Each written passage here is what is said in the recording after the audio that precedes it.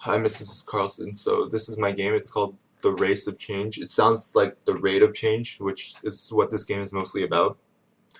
So if you notice the board, first of all, it's in the shape of two deltas connected to each other. And in Greek, since both uppercase and lowercase delta mean change, and this one means infinitesimally small change, and this one means change on a bigger scale. I thought it'd be cool to have this one connected to this one to symbolize small change leading to big change. And so the way this game is played is you start at the starting line and then you finish here, and the first one to finish wins. But then you're only dealing with rate of change here. So this game accounts for your first three derivatives, your velocity, acceleration, and I don't know what the third derivative is called, but anyways, so when you start at here, all your derivatives are at zero. So you have zero velocity, zero position, zero whatever, and yeah, zero acceleration. So, and then answering cards, there are these playing cards. You see easy, medium, hard.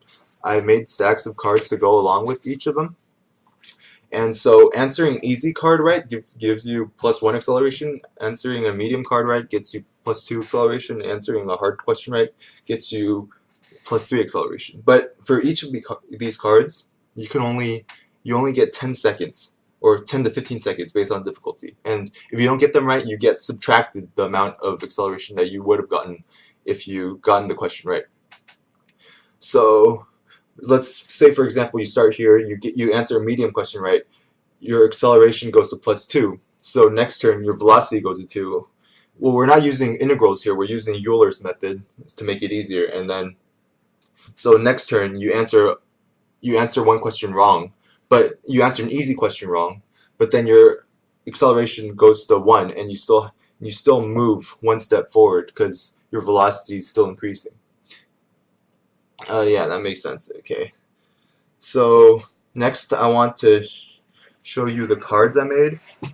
So there's easy, medium, and hard cards. I made all the questions myself, and the easy ones are fairly easy. They're just simple derivatives and integrals, nothing too hard. But if you play only using easy cards, you're gonna lose because people are gonna do harder questions. And so for example, I don't know if you can see this. Yeah, you can. But so that's an easy question, and you have about 8 to 10 seconds to answer this. And keep in mind, everyone's going to be timing you during this thing.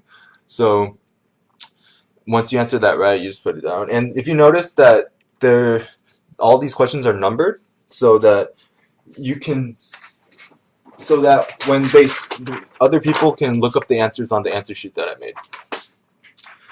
And I also wrote all the rules here for people to look at. And let me show you some medium cards. So the medium cards start dealing. No, these are hard. The medium cards start dealing with limits, L'Hopital's rule. There's more chain rule, product rule, quotient rule. So it gets moderately hard. And then these hard ones I made pretty challenging. And I made sure that you could actually do them in 15 seconds. Some of them are really hard, like this one, L'Hopital's rule. You have to plug in E and ln, and this is all in your head, and you have to do it in 15 seconds. So next, let's see. I want to go over the rules of this game. So you start at the red blocks. You start and finish at the red blocks, and these purple blocks. At purple blocks, your acceleration slows down by 2. At orange blocks, you have to answer 2 medium difficulty questions in 20 seconds. And if you don't do that, nothing happens. But if you do, you get an acceleration boost.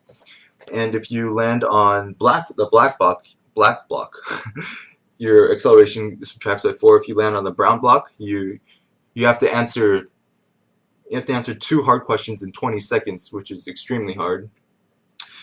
If you land on a green block, you decrease the acceleration of every other player by 2.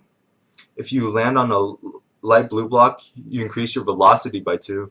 So this game is all based on rate of change, and you have to calculate it in your head the entire time, and other players will be calculating it for you. So in case you get it wrong, then you go back to the start. And yeah, that's my game. I think it's moderately creative and I like it. It was pretty fun to play in class. Thank you.